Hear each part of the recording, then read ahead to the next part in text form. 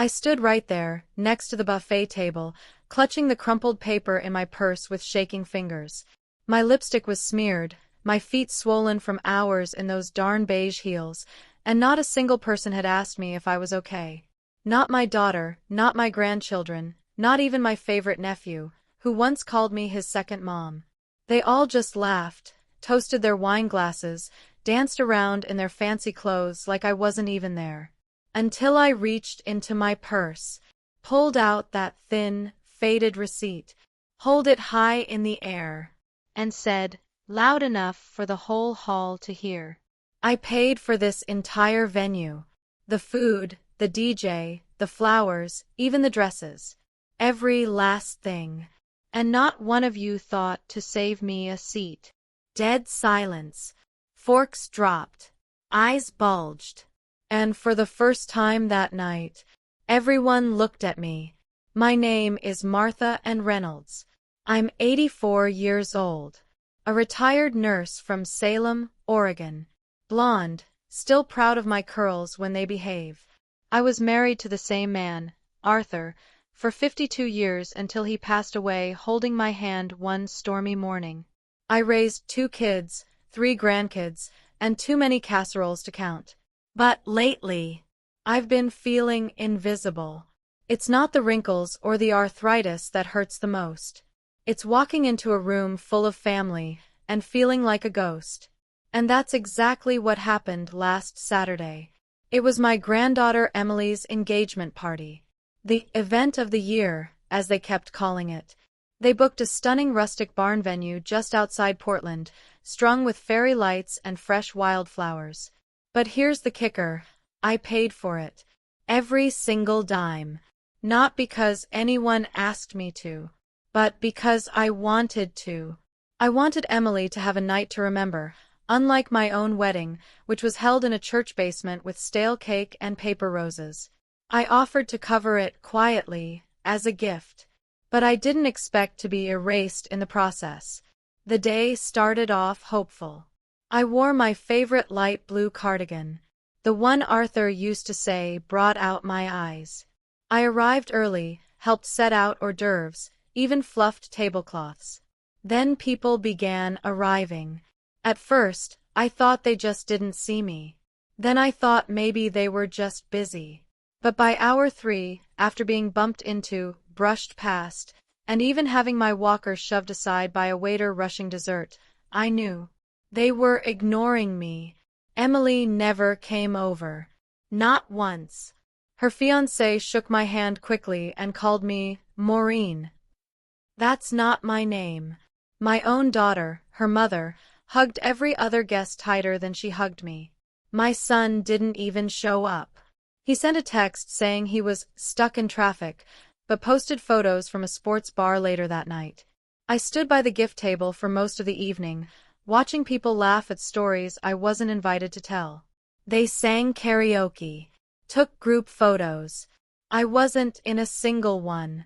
Even when I walked up and tried to join a conversation, they shifted, smiled politely, then turned away, like I was just furniture. I tried not to cry. I even told myself, Martha, be strong. This is Emily's day. But when I went to get food, there was nothing left. Not even bread. Just empty trays and wine-stained napkins. And that was when I lost it. I hobbled back to the corner table I'd been sitting at all night, alone, and opened my purse. Inside, I had that yellow receipt. The full invoice from the wedding planner. My name was at the top. Martha A. Reynolds, paid in full, $18,472.38. I wasn't going to say anything. I'd promised myself I'd stay quiet. But as I looked around that crowded room of smiling faces, faces that didn't even glance my way, I thought of every dollar for my pension, every skipped doctor's visit, every night I went to bed eating toast so I could save just a little more for this day. And I stood up.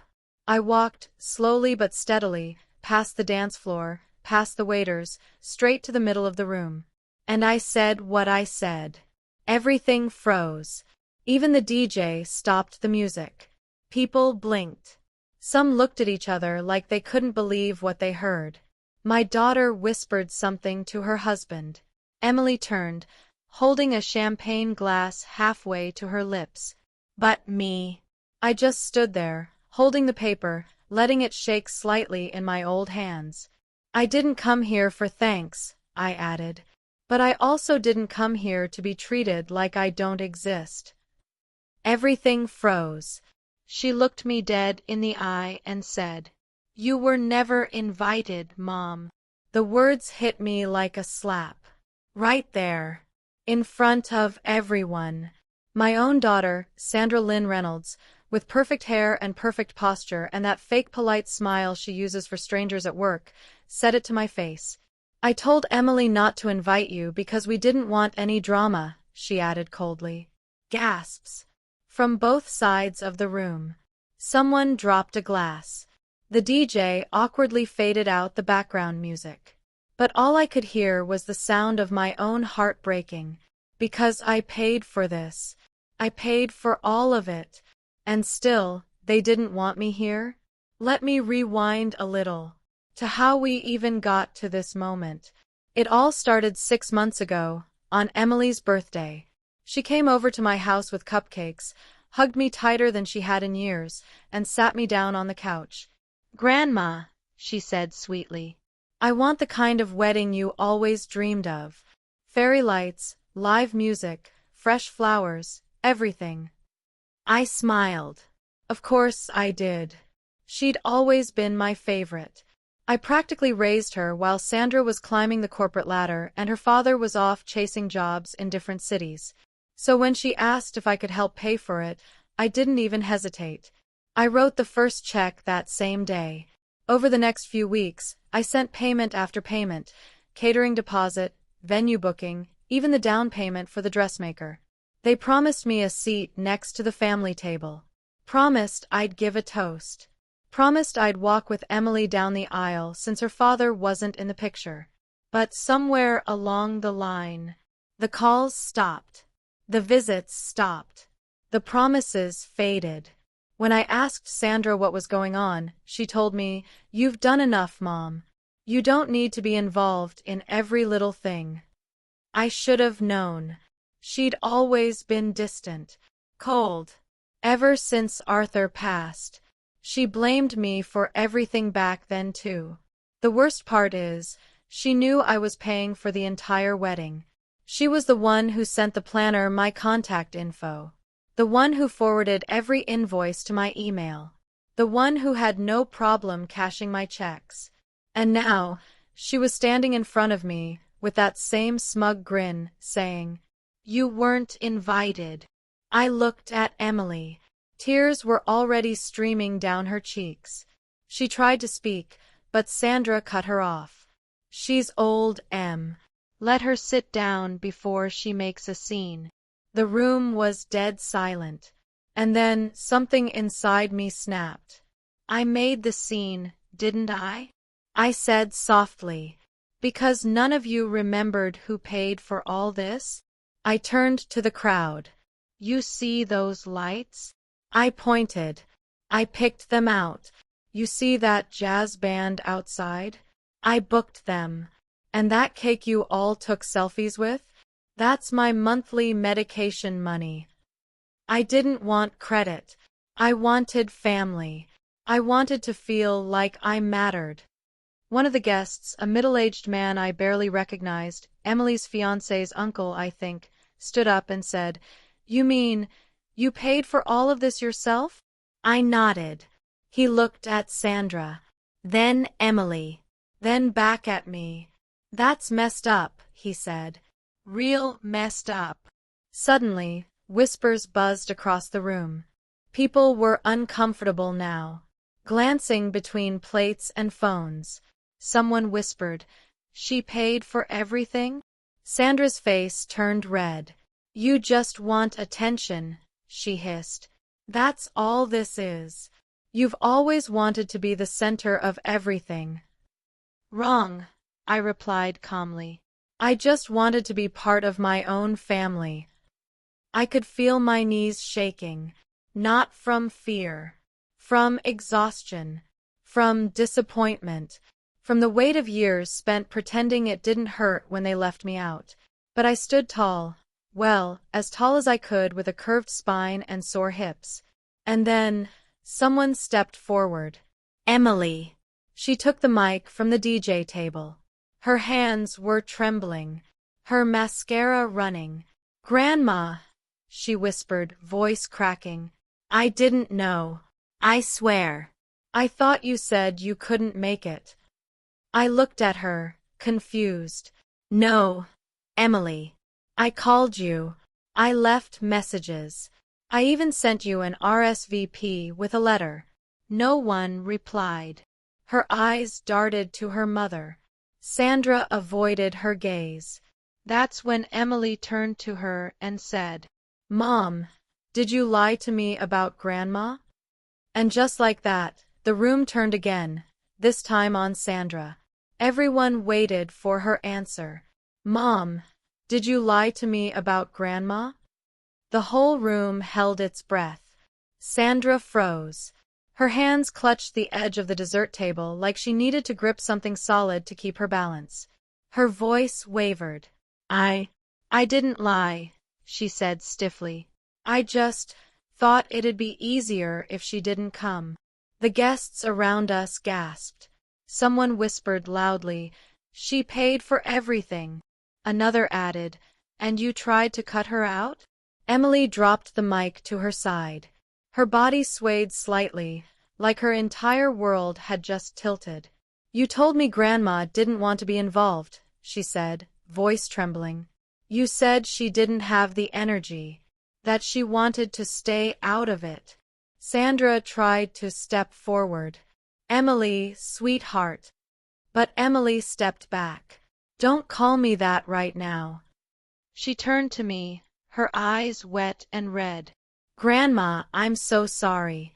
I didn't know. I wanted to believe her. In that moment, I really did. Because despite everything, I still saw that little girl in her, the one who used to braid my hair with pink ribbons and sneak cookies into my knitting basket. But pain has a memory, and mine was sharp. It wasn't always like this between me and Sandra. Once upon a time, we were close. When she was young, she used to sleep in my bed whenever it rained, claiming thunderstorms made her brave. But something changed when she turned 30. After Arthur died and I sold the house, she seemed to resent me more than mourn him. I moved into a smaller place, just one bedroom, and offered to help her with Emily's college fund. She said no. From then on, she only came around for holidays. Even then, it felt like I was invited out of obligation. One Christmas, I showed up and they didn't even have a chair set for me at the table. I ate on a bar stool next to the kitchen.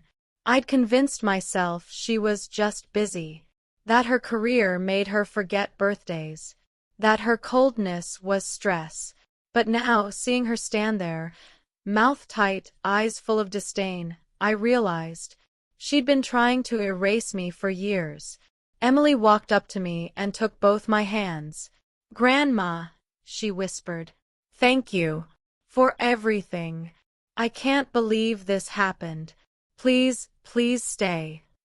She glanced around. Guests nodded. Some even clapped softly. Stay, someone said. You deserve to be here. But my legs wouldn't move.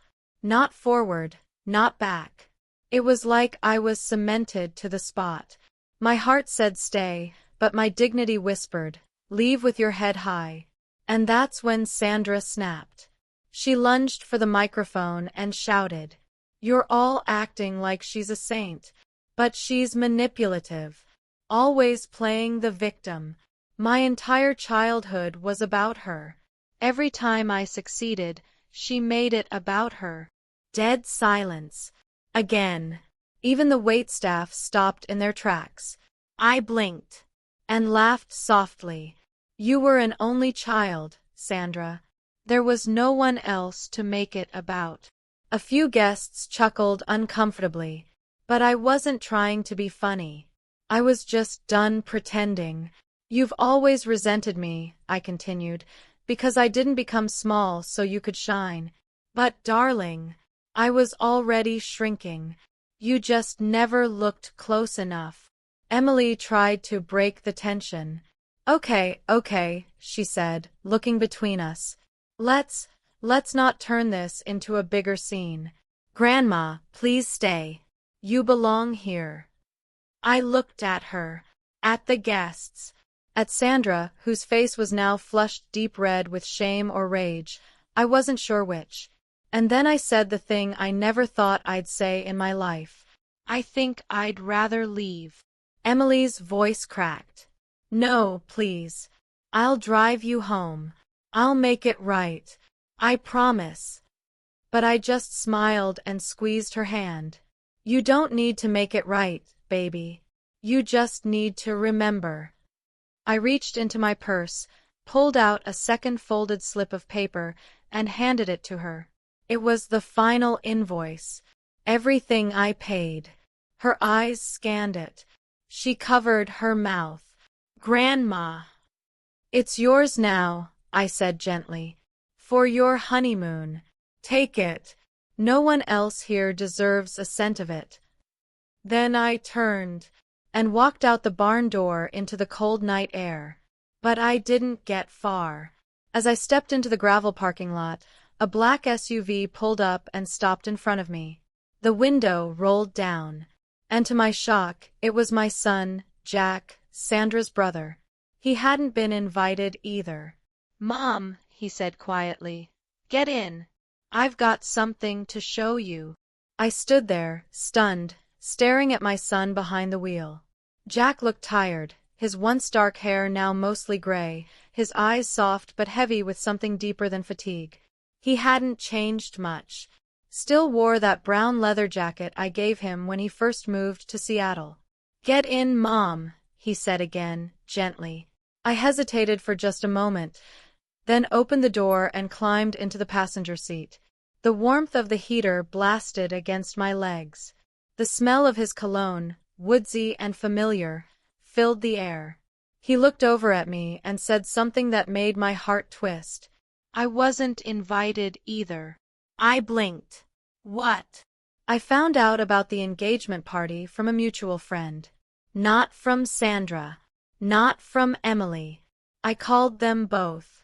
Left messages. Nothing. My throat went dry. But I thought you didn't come, I whispered. He shook his head. I was never meant to be there, Mom.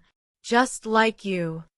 He drove us away from the barn venue, onto the quiet country road. The silence between us was thick, but not uncomfortable. Just filled with everything that hadn't been said for years. I've been sitting in the parking lot since sunset, he admitted. I saw you standing alone through the window. I wanted to go in, but I figured, if they ignored you, they'd throw me out too. I stared out the window. The trees blurred past, and so did my thoughts. How had things gotten this bad? How had my own children grown into strangers? He pulled into a small gas station lot and parked beneath a dim streetlight. Then, without saying anything, he reached into the glove compartment and pulled out a small, black envelope. Read this, he said. I opened it slowly. Inside was a folded letter. The handwriting was unmistakable, Sandra's. I adjusted my glasses and began to read. Dear Emily, I'm really hoping you'll understand this. I love Grandma, but she tends to make things about her. She'll show up in some glittery outfit and try to give a speech or take over. She had her time. This is your moment. Let's just quietly leave her out. Don't feel bad. She won't take it personally. Trust me. My fingers trembled. Each word burned. Each sentence betrayed. So Sandra planned this. She didn't just ignore me. She intentionally made sure I was erased. She sent that to Emily? I whispered. Jack nodded. Emily's fiancé forwarded it to me. He felt guilty when he found out you were outside being ignored. A long silence. Then, Jack turned to me and said, "You deserve better than this, Mom." "So do I. So does anyone who's ever loved too much and gotten crumbs in return." I tried to respond, but my lips quivered. Instead, I cried. Silent, heavy tears. Jack reached over and held my hand. "We can't change them," he said. "But we can start over. You, me, and anyone else who actually sees you for who you are." That night, I stayed at Jack's place. He made me tea. Let me wear his old hoodie. We sat on the couch and watched reruns of The Golden Girls, our shared comfort show. And for the first time in years, I didn't feel like a burden. I felt loved. But then, the next morning, we were having breakfast when Jack's phone buzzed. He glanced at the screen and frowned. Then he passed it to me. It was a photo of Sandra, standing at my front door, holding a box, and looking straight into the camera like she knew we were watching. There was a message too. "We need to talk. I'm not leaving until I do." Sandra was sitting on the top step. The box rested beside her like a patient dog. She stood as soon as we got out of the car. She looked thinner than usual. Maybe it was the lighting, or guilt, or both. "Mom," she said. I said nothing, just walked past her and opened the door. Inside, everything smelled like lavender and dust. Like home. Like the version of me that had once believed birthdays were sacred and family didn't forget you. I left the door open behind me. She followed. Jack stayed in the car. Sandra stood there for a minute, staring at the living room like it was unfamiliar territory. Then she finally said, "I brought you something." She placed the box on the coffee table. I raised an eyebrow. "What is it?" "More invoices for me to pay." That stung her. I saw it, but she didn't react. Not immediately. "It's everything," she whispered. "Letters, photos, stuff from your old house I didn't want to throw out." I opened the box. Right on top was a photo of me and Arthur on our wedding day. I was 23, smiling with chipped teeth and curled bangs. He was tall and serious in his army uniform, gripping my hand like I was the only anchor in the world. Beneath it were birthday cards Emily had drawn as a child. A tiny ceramic turtle I'd made in a pottery class. A yellowed thank you note I wrote Sandra when she surprised me with tea on a Mother's Day years ago. I ran my fingers through the memories. My throat tightened. "Why now?" I asked. "Why bring this now?" Sandra looked down. "Because I saw Emily crying," she whispered. "After you left." She locked herself in the bathroom and said she didn't know who she could trust anymore. She paused, biting her lip. She asked me one question. "Why did you make me hurt, Grandma?" Her voice cracked on the word, hurt. I let the silence hang there. I wanted her to sit with it, feel it. She continued. "I thought, if I could just keep things smooth, perfect, I could avoid the mess. I could make the day go without drama. But I ended up becoming the drama." I didn't say a word. She sniffled. "I was wrong, Mom." Still, I was quiet. Because words are easy. But apologies are heavier when they come from those who always believed they were right. Then she did something I didn't expect. She knelt. Right there on my carpet. Like a child. Hands on her lap. "I know I can't erase it. I know I can't undo years of making you feel like a second thought. But I'm sorry. I'm so sorry." I looked at her. This woman, my daughter, who once needed me to tie her shoes and brush peanut butter from her cheeks, was now kneeling and asking to be seen. I reached out and touched her shoulder. And I said, "You don't have to kneel. You just have to mean it." We sat together for the first time in years. No yelling. No tension. Just two women with shared pain and too much pride in between. We talked for hours. About Arthur, about Jack, about Emily's first steps and Sandra's old fears. She admitted she was scared of becoming invisible too. I told her I already was. Just when I thought we'd reached a soft moment of healing, her phone buzzed. She answered, then paled. What? That's not possible. I leaned in. What's wrong?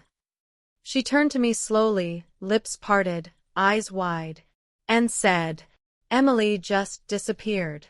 She left her apartment. No note. Nothing. The silence after Sandra's words was deafening. Emily just disappeared. She left her apartment. No note. Nothing. I sat frozen on the couch, my fingers still wrapped around that old photo of me and Arthur. I looked at Sandra like I was hoping she'd say it was a bad joke.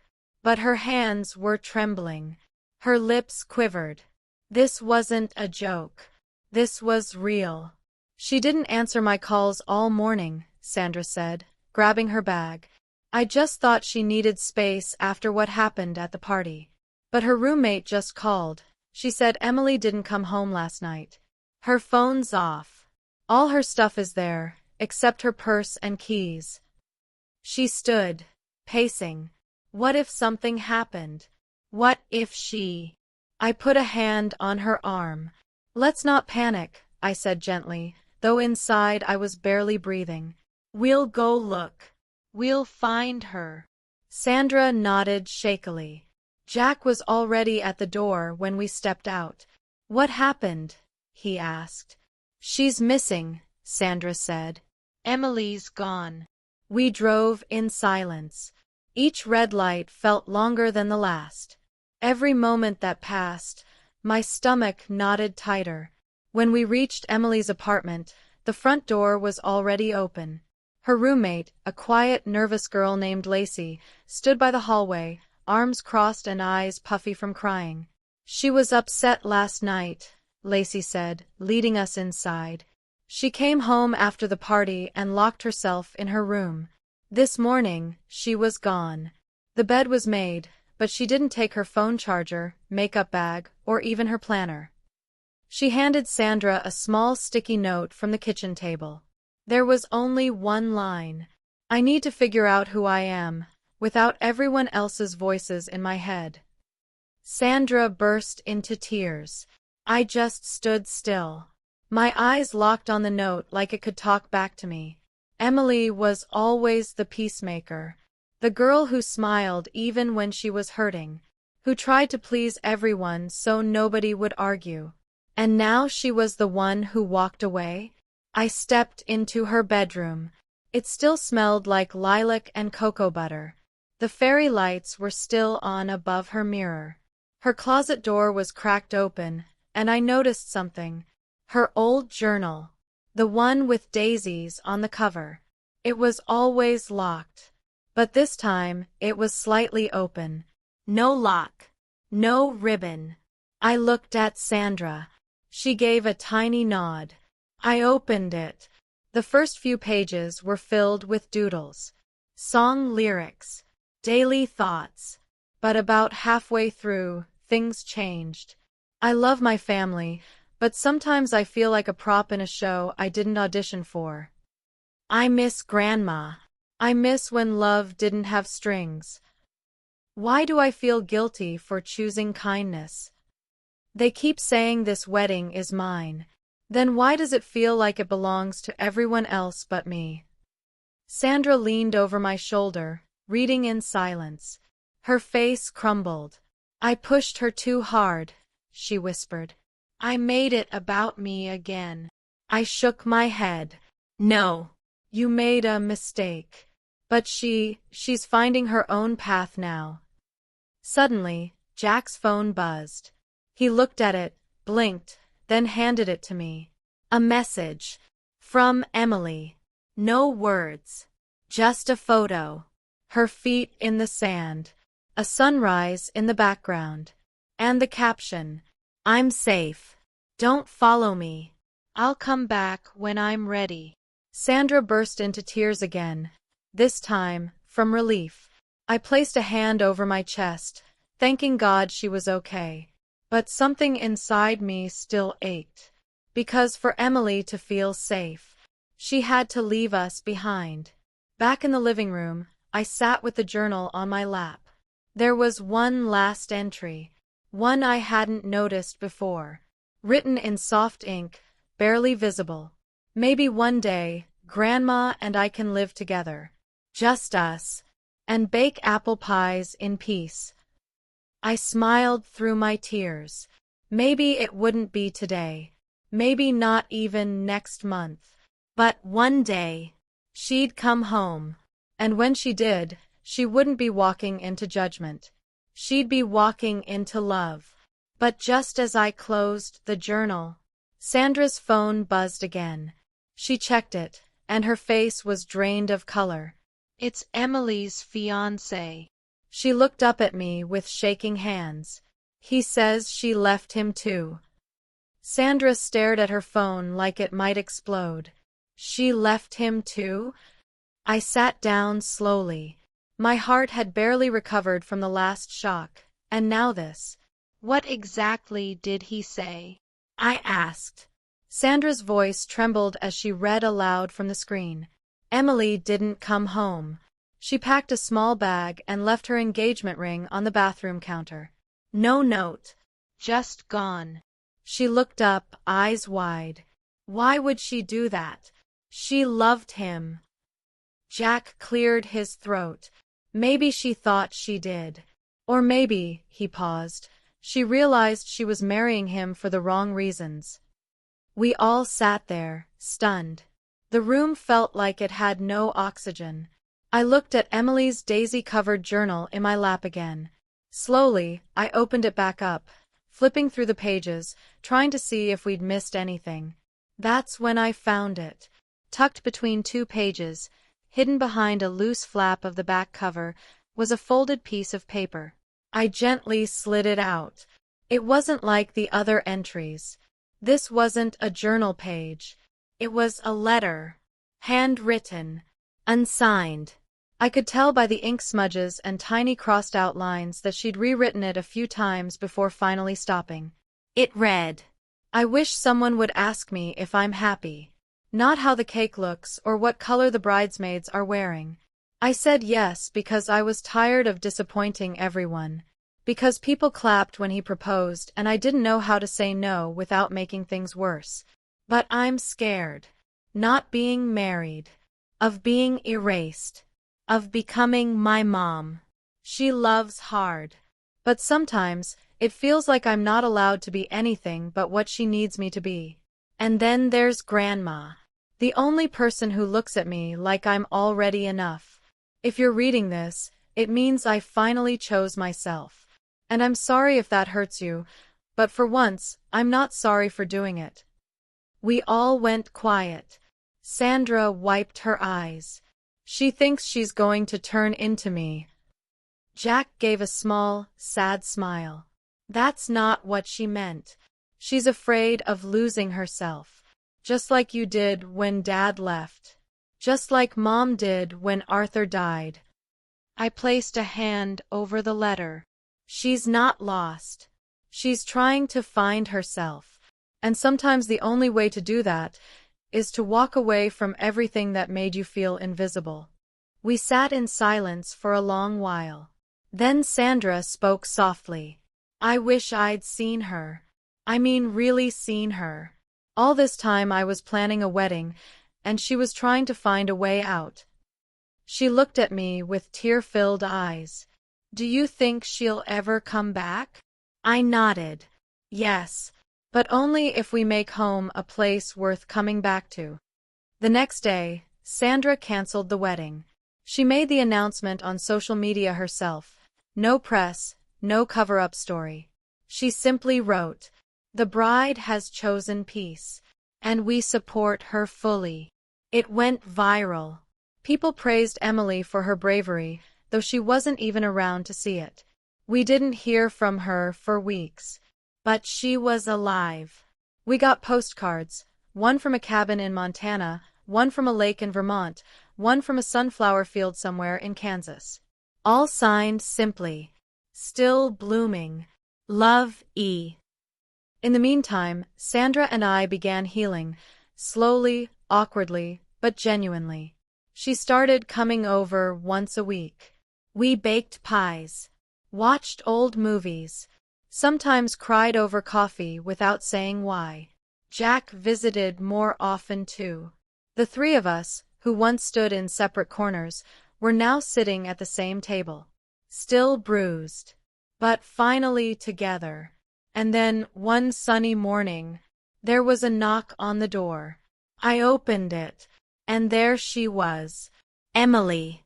Hair tied up in a messy bun, tan from travel, wearing a jean jacket and a soft smile that looked both tired and free. She held a brown paper bag in her hand. "Apple pie," she said. "I tried to make it like yours. It's awful. But I brought vanilla ice cream to balance it." I stared at her. Then I laughed and hugged her tighter than I ever had before. As we sat down at the kitchen table, her expression changed. Seriously, hesitant. I need to tell you both something," she said, eyes moving from me to her mom. Sandra reached out.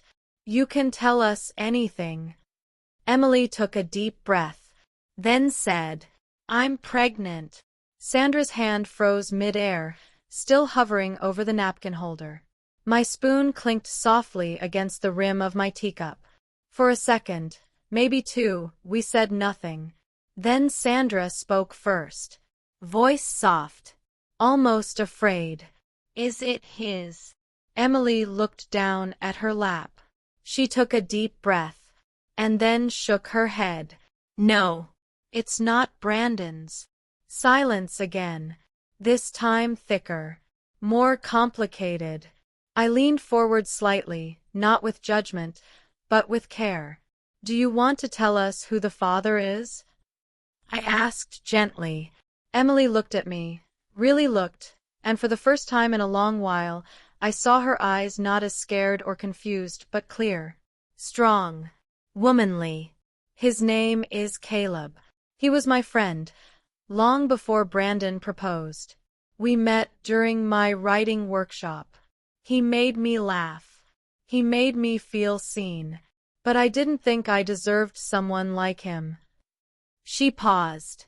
I ignored it, tried to forget it, said yes to Brandon because everything around me said that was the smart choice, the safe one, the perfect match. Sandra stared at her. "Does he know?" Emily nodded. "I told Caleb 2 weeks ago. He didn't run. He smiled and said, 'I hope the baby has your laugh.'" I felt a tear roll down my cheek, not from sadness, but from pride. Because this girl, this brave, bruised girl, was finally choosing a life she wanted, not one we built for her. Sandra, however, looked torn. I wish you'd told me." Emily gave her a long look. "I wish you had asked." Oof. That hit deep. But Sandra didn't argue. She just nodded, lips pressed tight. Then she whispered, "I want to do better. I want to be the kind of mom who listens, who doesn't turn love into pressure." Emily stood and walked over to her. They hugged. And I swear, really swear, I saw old wounds start to stitch in that very moment. Later that evening, the three of us sat outside under the wide Oregon sky. I brought out my old patchwork quilt and we passed around slices of Emily's disaster pie, drowning it in ice cream to make it edible. The stars were bright that night. And quiet. And for the first time in years, so were our hearts. No more yelling. No more expectations. Just us. 3 women. 3 generations. All flawed. All healing. All home. As we cleaned up and headed back inside, Emily paused at the door. She turned to me and said, "Grandma, you saved me." I smiled. No, baby. You saved yourself. I just held the flashlight so you could see your way out. Emily never went back to Brandon. Instead, she moved into a little rental near the coast with Caleb. They raised their baby, my great-grandchild, with love, laughter, and zero pressure to be perfect. Sandra started therapy. So did I. We learned that love, real love, isn't loud or controlling. It's quiet, patient, brave. And though the family event that night shattered everything, it also revealed a truth. Sometimes being ignored gives you the power to finally be heard. Backhand index pointing right if this story touched your heart. Tell us where you're watching from in the comments. Speech balloon, what would you have done if you were in Grandma